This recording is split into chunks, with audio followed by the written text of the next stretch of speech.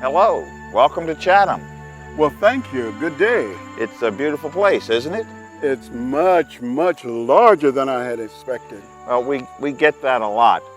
There's so much here to see. There's so many layers of history, many stories, but equally fascinating, I see you got that great little book there.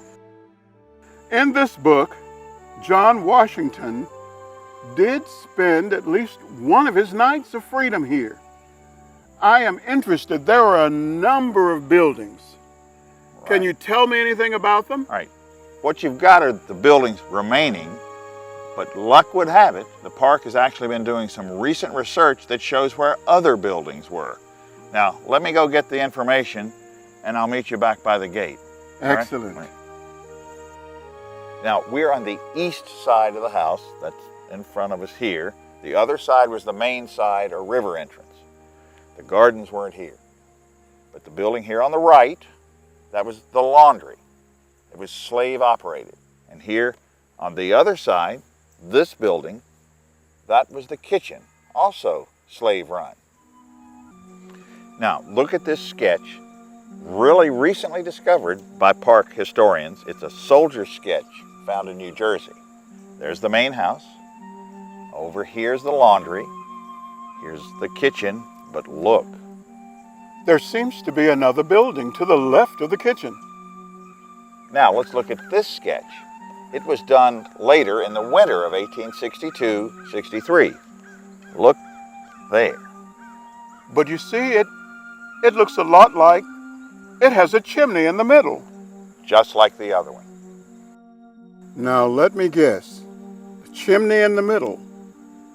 Does that mean there could be two families? Exactly. Now, let's go over by the laundry, and there's a gate that'll take us to the front area by the river. What a wonderful view of the town we have from here. Well, and Union generals up at the main house, they thought so too. But of course, it was both a headquarters, and then it became a hospital for thousands of wounded soldiers. Well, but can you tell me a little bit more about the slave life here? All right, now, the builder, William Fitzhugh, and he was a wealthy man who put this up in, say, around 1770. He was the first owner, and he probably had between 60 and 90 slaves here at a time.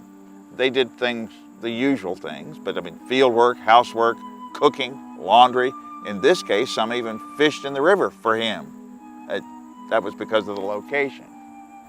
So what else can you tell me about slavery during that period? Well, there was the usual dreary experience, except of course necessary to Fitzhugh at least. But in 1804-05, that Christmas time, there was an uprising. They were mad because they felt their overseer made them go back to work too quickly after the holidays. Now, that had to be put down with force.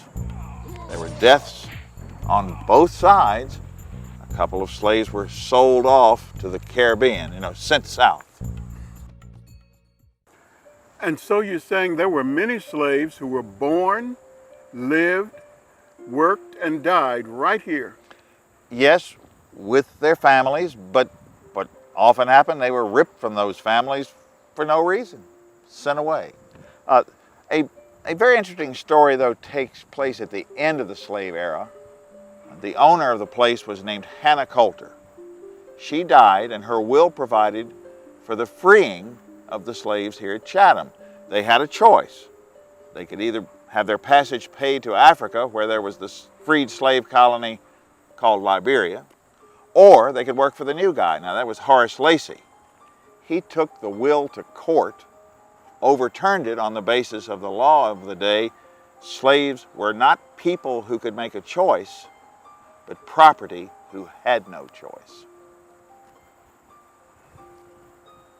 Now, let's go back to your original question about the outbuildings, but I want to show you some things, so can you follow me up to the next terrace? Take a look at this photograph on the exhibit and look up at the house. Now, here's my copy, and see the red rectangle, and look what I'm highlighting right here. Ah, are those the outbuildings from the sketch? Yes, they are. You know, with 100 slaves here, you would have thought there would have been more buildings. Well, there were, or we know it now by that sketch. Now, when you go inside, the Park Service has developed a fly-around exhibit that shows where all of those buildings were. So you guys really take your history seriously around here. Well, I guess we do, but you and I have just scratched the surface here. Now, I know you want to get on with your driving tour, but got time for me to show you one more thing?